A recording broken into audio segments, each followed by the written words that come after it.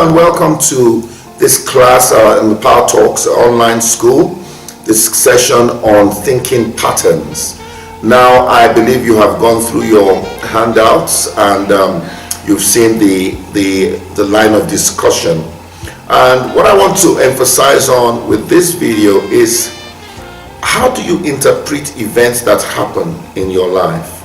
I'm very intrigued by great stories of people who have launched comebacks, and I'm particularly intrigued with the story of Donald Trump, who was, I think, $900 million or so in personal debt, and a couple of $1 billion in corporate debt, and he bounced back.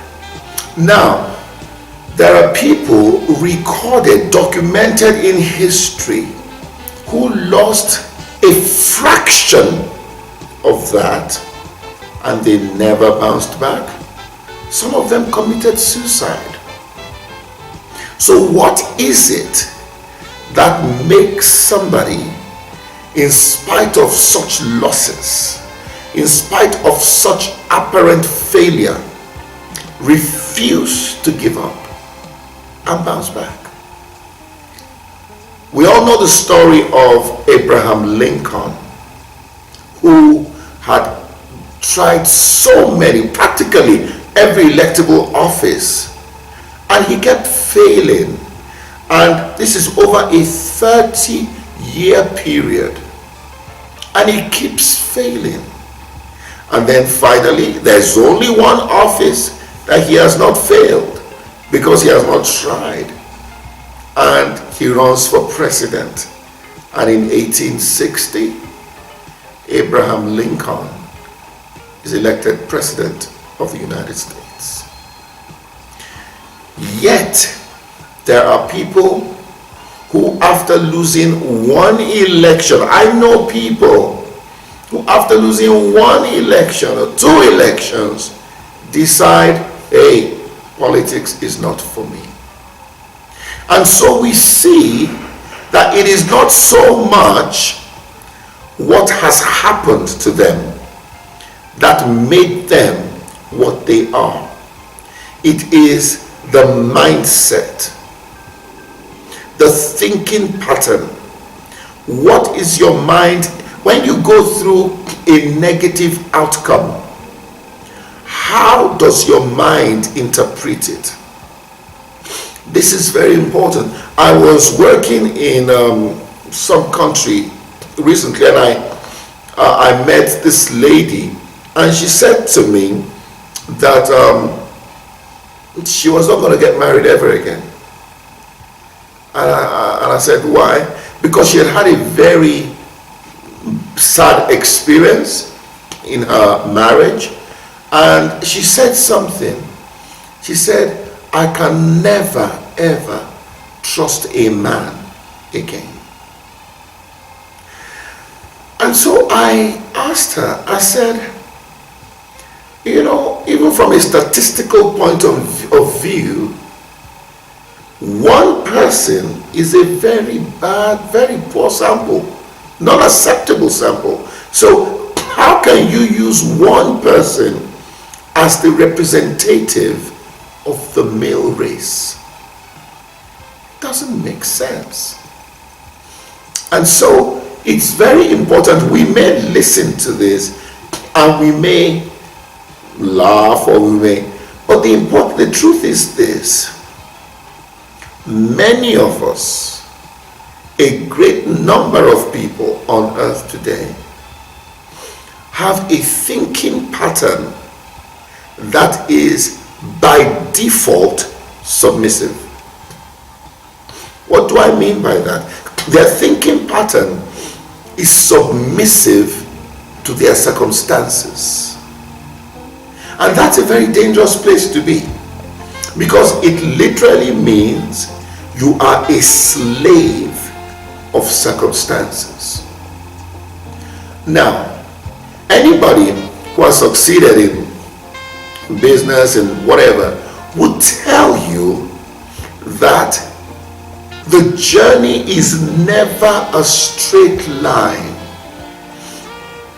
I remember in my case, today we have a very successful organization and involved in so many things, but it was not always like that. I remember when I keep saying we were so poor we couldn't pay attention. I mean, we were so poor, even the poor called us poor.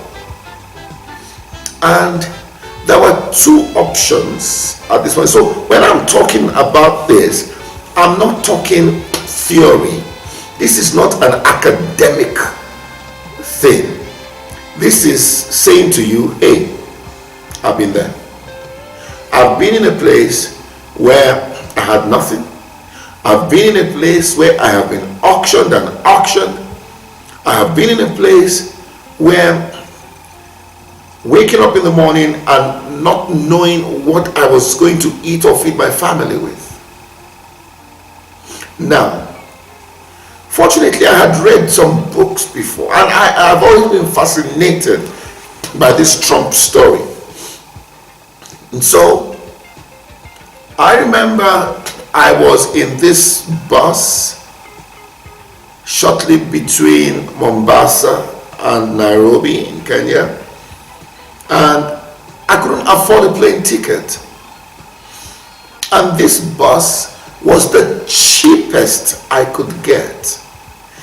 It was so bad, people would literally come on the bus with chickens, with stuff. It was really the cheapest. Now, some of you probably have no clue what I'm talking about, or some of you do.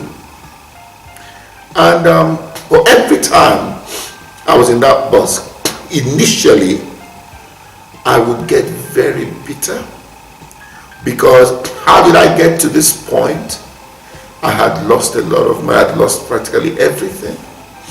I lost stuff because of my naivety, because of my not understanding the system that I was trying to operate in then in West Africa. And so here I was, and I'm thinking to myself at some point that, Wale, you have flown first class around the world. You are very well known at the lounge, the British Airways or Virgin Atlantic, upper class lounge in different countries. Now here you are. You cannot afford a plane ticket of less than $100 from Mombasa to Nairobi. So initial reaction was bitterness. Bitterness with the system, bitterness with, even bitterness towards the boss. That is not their fault. Bitterness towards everybody. But I once heard someone say that unforgiveness is like drinking poison and expecting your neighbor to die.